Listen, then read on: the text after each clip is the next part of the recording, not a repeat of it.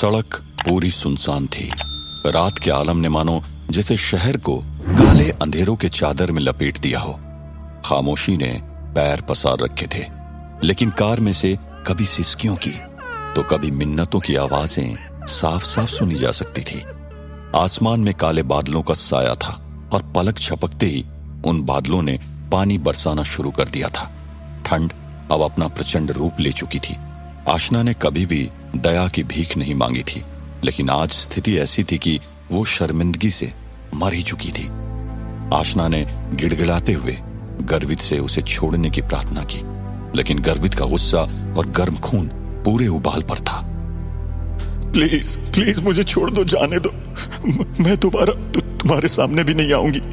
जैसे ही आशना के मुंह से ये शब्द निकले, वैसे ही उसकी आंखों से आंसुओं की बारिश होने लगी और बारिश की बूंदों की तरह वो एक एक करके आंखों से टपकने लगी।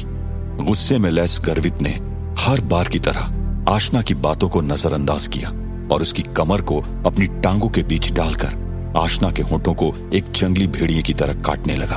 आखिरकार आखिरी वक्त तक गर्वित बहुत गुस्से में था और आशना के शरीर को तबाह करने पर तुला हुआ था कि अचानक गर्वित चूमते हुए और काटते हुए रुक गया। शायद आशना कुछ बोलना चाह रही थी, लेकिन गर्वित को कुछ भी ठीक से सुनाई नहीं दे रहा था, क्योंकि गर्वित के होठों ने आशना के मुंह को बंद कर रखा था। हालांकि वो महसूस कर रहा था कि उसके मुंह में एक नमकीन तरल पदार्थ बह रहा था। कुछ आधे मिनट के बाद उसे एहसास हुआ कि वो नमकीन तरल पदार्थ क्या है, और झटके से उसने अपने सर को ऊपर उठाया और अपने नीचे लेटी आशना को घूरने लगा।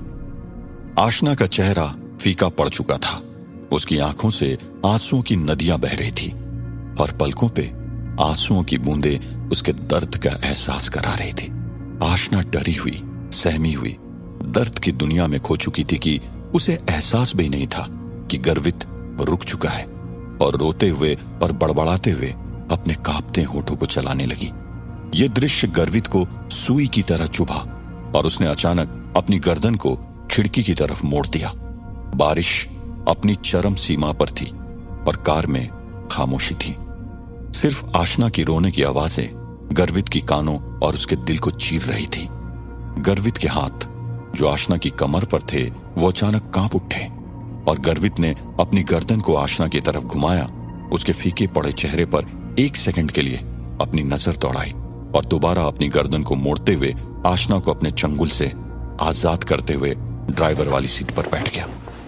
आशना अभी भी दर्द से तड़प रही थी और अपनी आंखों को एकटक खोले बस मंद होठों से बड़बड़ा रही थी। गर्वित को अचानक महसूस हुआ कि कार के अंदर का वातावरण काफी उदासीनता से भर गया है और उसे मिटाने के लिए उसने खिड़की को खोल दिया। रात की ठंड और बारिश से चलने वाली तेज हवाओं ने जब गर्वित के चेहरे पर अपना रोमानी एहसास कराया तो गर्वित को और चिढ़ मचने लगी। उसने कार के रियर व्यू शीशे से आशना को फटी हुई ड्रेस में देखा, लेकिन इससे उसकी चिड़चिड़ाहट में कोई कमी नहीं आई, बल्कि उसे और ज्यादा गुस्सा आ गया और उसने दरवाजे से बटन को दबाते हुए गाड़ी के शीशे को ऊपर चढ़ा दिया। गर्वित ने अपना मुंह बिगाड़ते हुए सिगरेट के केस को खोला और एक सिगरेट निकालते हुए अपने मुंह में रख दी। चंद पलों में ही कार में सिगरेट का धुआं फुंकार मार रहा था और साथ साथ गर्वित ने अपनी तिरछी नजरों से आशना को देखा, जिसके आंसू अभी भी नदी की तरह आंखों से बह रहे थे। शायद इसीलिए क्योंकि वो बहुत देर तक रोई थी, लेकिन उसके कंधे ऊपर नीचे हो रहे थे, मानो जैसे अभी भी वो अपने ऊपर किसी के होने का एहसास कर रही हो। आशना अभी भी बड़बड़ा रही थी। उसके मुंह से निकल रहे शब्द काफी कोमल और धीमे थे। गर्वित ने उन पर ध्यान भी नहीं दिया था, इसलिए उसे कोई भी एहसास नहीं था कि वो क्या बड़बड़ा रही। गर्वित, जिसकी सिगरेट अभी आधी भी खत्म नहीं हुई थी, अपने मुंह में दबाए सबसे नजदीक लगे लैंप पोस्ट को निहारता है और ठीक उसके बाद अपनी गर्दन को आशना की तरफ घुमाता है। प्लीज प्लीज मुझे जाने दो, प्लीज ऐसा मत करो। मैं अपने आप को हमेशा तुमसे दूर रखूंगी। मैं तुम्हें कभी भी गुस्सा नहीं दिलाऊंगी।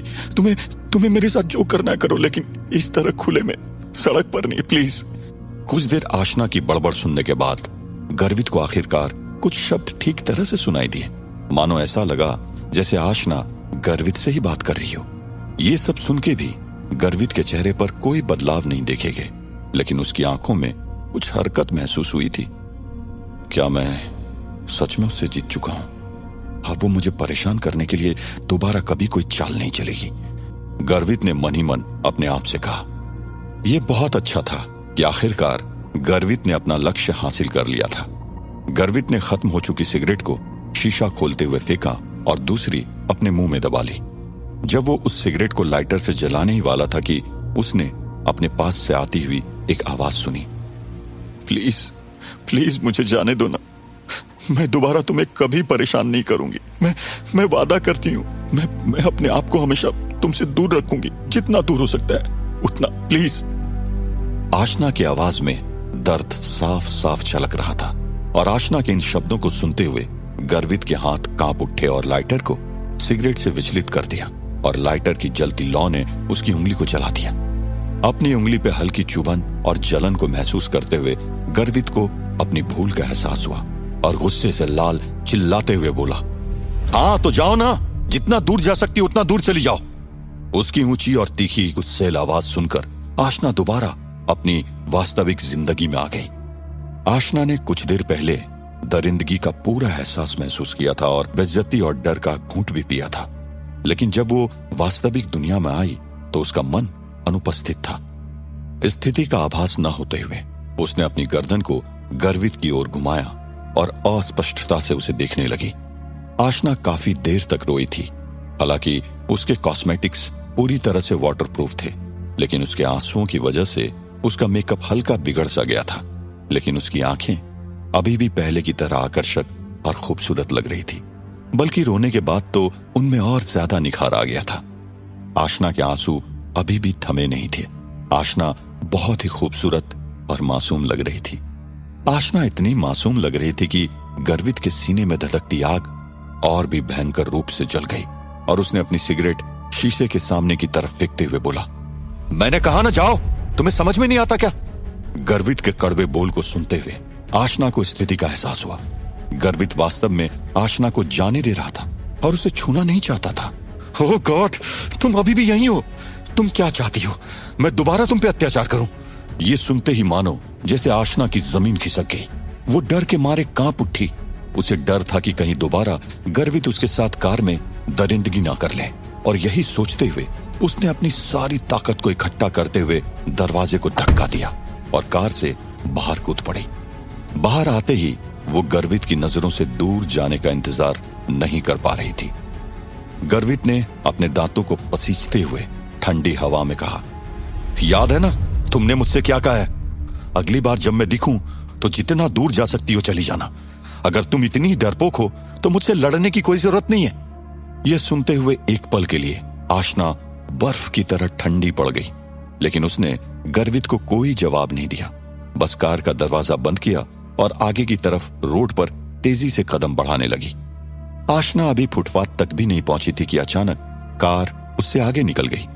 कार के बाहरी शीशे से गर्वित ने उस लड़की को देखा जो थोड़ी देर पहले ही कार से नीचे उतरी थी और रोड के साइड में खड़े होकर कुछ सोच रही थी।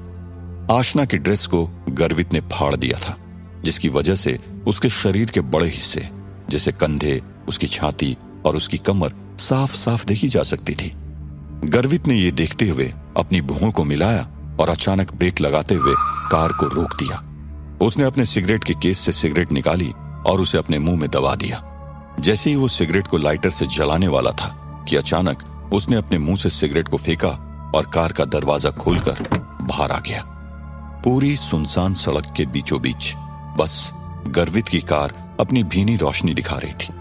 गर्वित ने कार के दरवाजे को गुस्से से जोर से बंद किया और आशना की तरफ बढ़ने लगा, जो उससे कुछ ही दूरी पर खड़ी थी। चलते हुए उसने अपने हाथों को हवा में ऊपर की तरफ लहराया और अपने सूट के बटन को खोल दिया। आशना से कुछ ही दूरी पर वो रुक गया और अपने सूट के जैकेट को उतारकर आशना की तरफ फेंकते हुए वापस पीछे की ओर मुड़ा और बिना कुछ बोले कार की तरफ जाने लगा।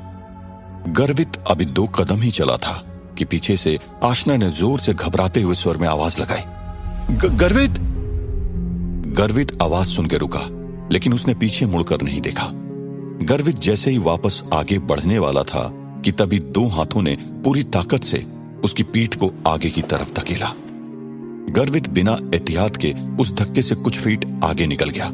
गर्वित लड़खड़ा गया कि तभी उसके पीछे से एक बहुत तेज कुछ क्रैश होने की आवाज सुनाई दी। अब तक उसके पैर संभल चुके थे और वो अपने दोनों पैरों को टिकाते हुए एकदम सीधा खड़ा था। उस आवाज को सुनते ही गर्वित का दिल बैठ गया। उसके मन में तरह तरह के विचार आने लगे, लेकिन अपने आप को कड़क रखते हुए गर्वित ने हिम्मत दिखाई और पीछे मुड़ के देखा। उसने पाया कि एक नीली रंग की कार सड़क को चीरते हुए ठीक उसी जगह पर खड़ी थी जहां कुछ ही पल पहले वो खड़ा था, जहां से उसे पीछे से धक्का दिया गया था। अपने सामने हुए इस हादसे से गर्वित एकदम हक्का बक्का हो गया था और उसके दिमाग ने काम करना बिल्कुल बंद कर दिया था। गर्वित ने एक इंसान को उस नीली कार से 2 गज की दूरी पर अधमरी हालत में लेटा हुआ पाया, और यही नहीं, उस इंसान के बाएं हाथ से कुछ ही दूरी पर गर्वित का वो सूट जैकेट भी पड़ा मिला। गर्वित उस सूट जैकेट से ज्यादा परिचित नहीं था, जिसे उसने थोड़ी देर पहले ही उतारा था और संजना की तरफ फेंक दिया था। तो क्या वो अधमरी हालत में लेटा हुआ इंसान संजना है? गर्वित ने अपने सूट जैकेट को उसी की तरफ फेंका था और पीछे मुड़ गया था। तो क्या आशना ने इसीलिए चिल्लाया था क्योंकि एक गाड़ी पूरे तेज रफ्तार से गर्वित की तरफ आ रही थी? अपने दिमाग को गहराई की खाई में डालते हुए गर्वित को एहसास हुआ कि संजना ने जोर से गर्वित पुकारा था। उन गहराइयों की यादों ने उसे हर एक चीज का आभास कर पाया और सोचते सोचते उसका शरीर ढीला पड़ चुका था। पूरे शरीर में उसे कमजोरी का एहसास हुआ और असमंजस की स्थिति में उसने अपनी कमर को पास ही लगे लैंप पोस्ट पर टिका दिया। लैंप पोस्ट से निकलती हुई पीली रोशनी गर्वित के सर पर पड़ रही थी और उसका खूबसूरत चेहरा कहीं छुप सा गया था। गर्वित एकदम शांत, अपने आप को संभालते हुए और अपने चेहरे पे कोई भाव न लाते हुए बस उस सूट जैकेट को देख रहा था, मानो जैसे उसने अभी अभी उसे निकाला हो। उस नीली कार का ड्राइवर ऐसे अचानक हुए हादसे से काफी डर गया था और कुछ देर तक कार में ही बैठा रहा, लेकिन थोड़ी देर बाद उसने एकाएक कार का दरवाजा खोला और घबराते हुए बाहर निकला।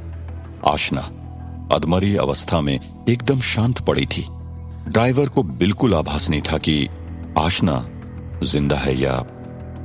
ड्राइवर बहुत डर गया था और धीरे धीरे अपने कदम आगे बढ़ाते हुए वो आशना के पास पहुंचा, जो किसी मृत मछली की तरह नाजुक सी अधमरी पड़ी थी। ड्राइवर आशना के पास बैठा और अपने हाथ को आशना की नाक के पास ले जाने लगा।